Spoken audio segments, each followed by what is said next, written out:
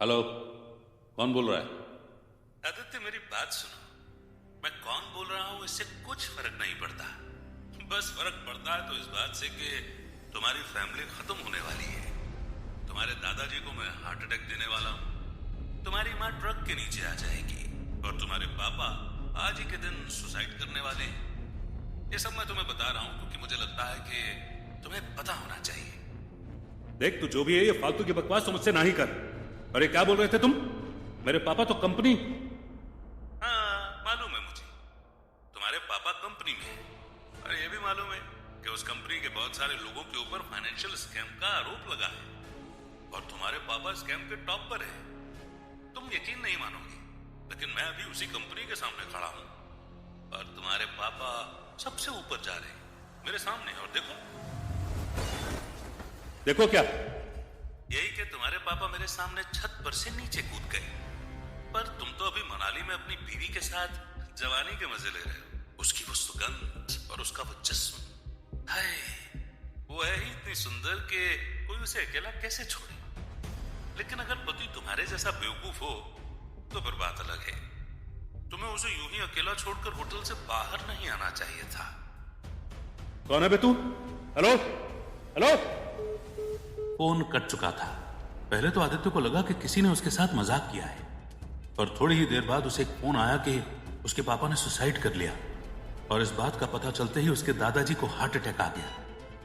माँ जब दादाजी को हॉस्पिटल ले जा रही थी तो एक ट्रक वाले ने उन्हें टक्कर मार दी। वो ट्रक उन्हें आधे किलोमीटर तक घसीटते ले गया, जब तक माँ और दादा दोनों की मौत नहीं हो गई। आदित्य ने जब ये बात सुनी तो उसके दिमाग ने काम करना बंद कर दिया। वो कहां जाता, कहां नहीं, कैसे वो चीजों को फिगर आउट करता, उसे कुछ नहीं सूझा। वो भागने लगा, मानो दौड़कर ही वो घर चला जाएगा। पर पैनिक अटैक के कारण आदित्य को ब्लैकआउट हो गया। कुछ देर में उसे होश आया तो उसने झटपट अपने सारे दोस्तों को फोन लगाया। सबका बस एक ही जवाब था कि बहुत देर हो चुकी। इस चक्कर में आदित्य ये भूल ही गया कि वो अपने होटल से बहुत दूर आ गया है। लेकिन कौन था वो जिसने आदित्य को फोन लगाया? क्यों किया उसने आदित्य के परिवार के साथ ये सब? कौन है ये आदित्य? आदित्यनाथ शंकर एक आम इंसान और अपनी आम जिंदगी की रोजमर्रा की मुश्किलों का मोहताज। 26 साल के आदित्य को कोई भी देखता तो बस यही सोचता कि इस जैसा इंसान अपनी जिंदगी कैसे जीता होगा। इसका कारण बस ये था कि आदित्य ने ना तो कभी अपने परिवार के बारे में ढंग से सोचा और ना ही जिंदगी में दूसरों के लिए कुछ ऐसा किया कि कोई उसे याद रख सके। सब जानते थे कि कच्ची उम्र में ही आदित्य गलत संगत में पड़ गया था। वो अक्सर अपने उम्र से बड़े लड़कों के साथ उठना बैठना करता। धीरे धीरे उनके साथ सिगरेट, दारू पीना और हाई ड्रग लेना भी उसने शुरू कर दिया। गुस्से में आकर उसके दादाजी ने उसे बोर्डिंग स्कूल में डाल दिया और तब से आदित्य ने एक तरीके से अपने घर वालों से रिश्ता ही तोड़ लिया। जब स्कूल के बाद भी कॉलेज खत्म हुआ तो आदित्य गुड़गांव में अकेला रहने लग गया। आदित्य के परिवार वाले उसकी चिंता करते, लेकिन आदित्य उन्हें इग्नोर करके ज्यादातर वक्त अपने दोस्तों के साथ नशे में हाई हुआ पड़ा रहता। घर वालों को उसकी करतूतों का पता चला जब पुलिस ने उसे ड्रग के साथ पकड़ा। इस घटना के बाद सबको उसकी चिंता होती थी कि वो कैसे अकेला रहेगा, कहीं नशा उसे बर्बाद न कर दे। इसीलिए दादाजी ने मौका देखकर गुड़गांव की ही एक बड़े परिवार की लड़की से उसकी सगाई कर दी। अब पहली बार आदित्य की जिंदगी में कोई और था जो उसकी बातें सुनता था।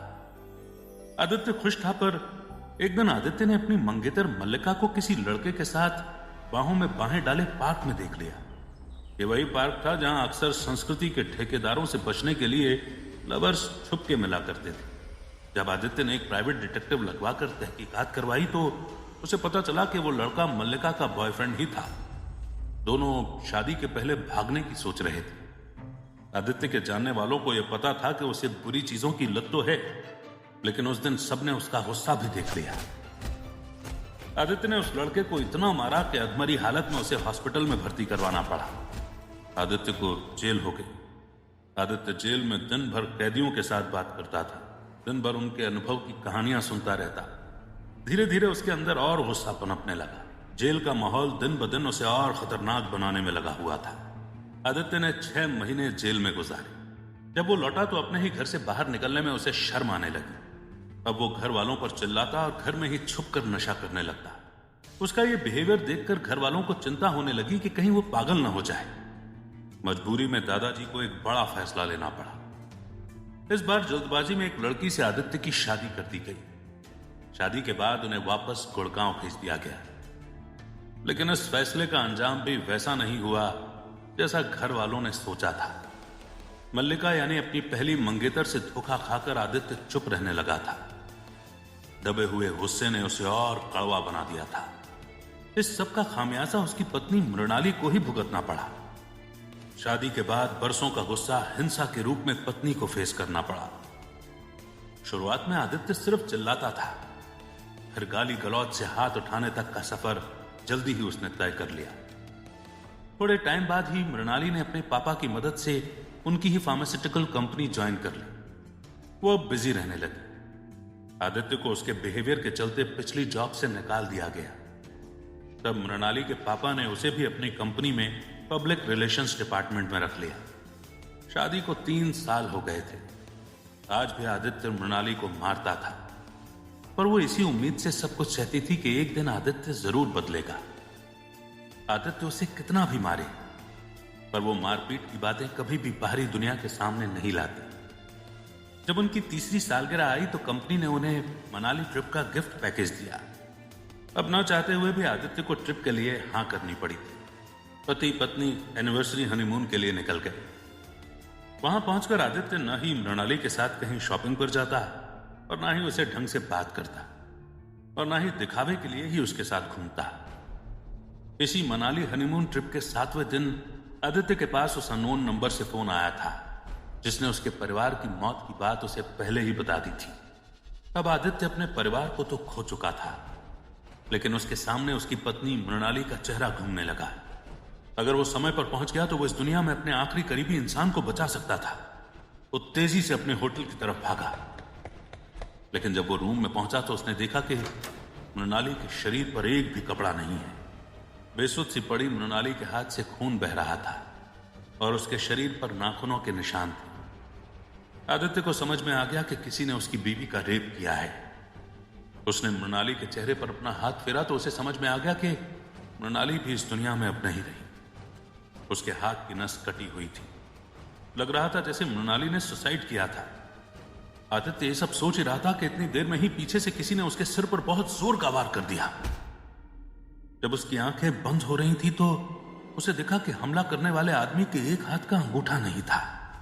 जब आदित्य की आंख वापस खुली तो वो किसी बर्फ की गुफा के अंदर था। एक साधु उसके पास में था। वो आदित्य को ठीक करने के लिए एक दवा बना रहा था। आदित्य ने उससे पूछा, मैं कहां हूं? साधु ने उससे कहा, तुम मुझे पहाड़ों में मिले। तुम्हारे सिर के पीछे बहुत ज्यादा चोट आई है। जैसे ही तुम खाई से गिरे मुझे नहीं लगा था कि तुम जिंदा थे, लेकिन जब मैं तुम्हारे पास आया तो तुम्हारी सांसें चल रही थी और तुम कुछ कहने की कोशिश कर रहे थे, लेकिन मैं वो ढंग से सुन नहीं पाया। आदित्य ने उनसे आगे कहा, मेरी पत्नी मृणाली, आप दादाजी, सब कुछ। साधु बाबा ने कहा, नहीं, तुम्हारे पास कोई नहीं था। तुम अकेले थे, वो भी बिना किसी कपड़े के। इसीलिए मैं तुम्हें यहां लेकर आ गया। तुम बताओगे तुम्हारे साथ हुआ क्या था? आदित्य ने पूरी बात उस साधु को बताई। साधु बहुत हैरान हुआ। वो विश्वास ही नहीं कर पाया कि किसी इंसान के साथ ऐसा भी हो सकता है। तुम्हारे साथ जो कुछ भी हुआ वो असहनीय है। मैं समझ तो नहीं सकता, पर इतना जानता हूं कि परिवार को खोना इंसान को बहुत पीछे धकेल देता है। आदित्य ने अपनी निराशा जताते हुए उनसे कहा, लेकिन अब मैं कर भी क्या सकता हूं? बस अपनी जिंदगी के नाम रो सकता हूं और कुछ तो चारा ही नहीं है मेरे पास। साधु बाबा ने गंभीर होते हुए आदित्य से कहा, यही तो बात है इंसान की, कि वो हमेशा सोच लेता है कि उसके पास कुछ चारा नहीं है। बस एक फैसले की बात होती है। क्या हो अगर मैं तुम्हें कहूं कि मैं तुम्हें बहुत सारी चीजें सिखा सकता हूं, पर उसके लिए मुझे तुम्हारा समय चाहिए ताकि तुम उनसे बदला ले सको जिन्होंने तुम्हारी जिंदगी को नर्क बना दिया। आदित्य ने उनसे पूछा, कितना समय? साधु बाबा ने उससे कहा, 10,000 साल। आदित्य को यह मजाक पसंद नहीं आया। मजाक मत कीजिए, इंसान कभी भी 10,000 साल नहीं जी सकता। और फिर मैं कैसे? साधु बाबा ने मुस्कुराते हुए कहा, तो मैंने कब कहा कि मैं इंसान की बात कर रहा हूं? आदित्य के माथे पर शिकन आ गई। मतलब? साधु ने आदित्य को समझाया, मतलब जान पाना इतना आसान नहीं। बस तुम्हें एक फैसला लेना है, तैयार हो उसके लिए। आदित्य के पास खोने के लिए कुछ नहीं था, ना ही कहीं जाने के लिए जगह। जो लोग उसे खाई के नीचे फेंक गए थे, उनके हिसाब से तो वो मर चुका था। जीकर भी अब वो कुछ नहीं कर सकता था। उसे अपना मन बनाने में ज्यादा देर नहीं लगी। हाँ, मैं तैयार हूं। 10,000 साल क्या, अगर आप 1,00,000 साल भी बोले तो उन सबसे लड़ने के लिए तैयार हूं जिसने मेरे परिवार को तबाह किया है। साधु महाराज ने आदित्य का आत्मविश्वास देखते हुए कहा, ठीक है, तो फिर ये जड़ी बूटी पी लो और तैयार हो जाओ एक ऐसे अनोखे सफर के लिए जो तुम्हारे इस इंसानी जीवन को खत्म करके तुम्हें एक नई शुरुआत की तरफ ले जाएगा। आदित्य वो जड़ी बूटी पी लेता है और जिस पल आंख खुलता है उसे ऐसे दिखता है जैसे पूरा संसार एक सफेद प्रकाश की रोशनी में चौंधिया रहा है। कहीं पर भी जमीन नहीं है, वो बस बादलों के बीच में तैर रहा था। कभी कभी उसे साधु की परछाई जरूर नजर आती थी, पर वो भी धीरे धीरे मिटने लगी और फिर नजर नहीं आई। कुछ समय के बाद उस दुनिया में आदित्य धीरे धीरे एक बादल की तरफ जाने लगा। उस बादल से एक रोशनी उसकी आंखों के सामने पड़ी और वो उसके अंदर समा गया।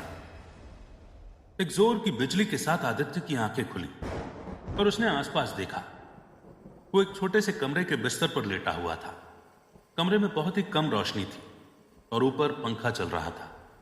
उसे समझ नहीं आया कि वो कहां है। इतने में बाहर से उसे एक आवाज आई, नर्स, लगता है आदित्य को होश आ गया। जब आदित्य ने ये शब्द सुने तो उसे विश्वास नहीं हुआ कि ये मृणाली की आवाज है। अगले ही पल मृणाली उसके पास आकर बैठ गई और आदित्य ने उसकी तरफ देखा।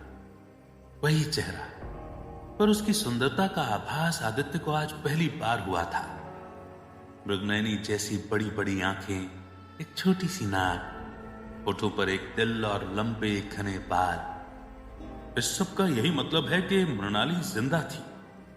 आदित्य 10,000 साल का सफर पूरा कर अपना बदला लेने के लिए पुनर्जन्म लेकर वापस आ चुका था। लेकिन आदित्य इस सोच में था कि क्या वो कभी अपना बदला पूरा कर पाएगा।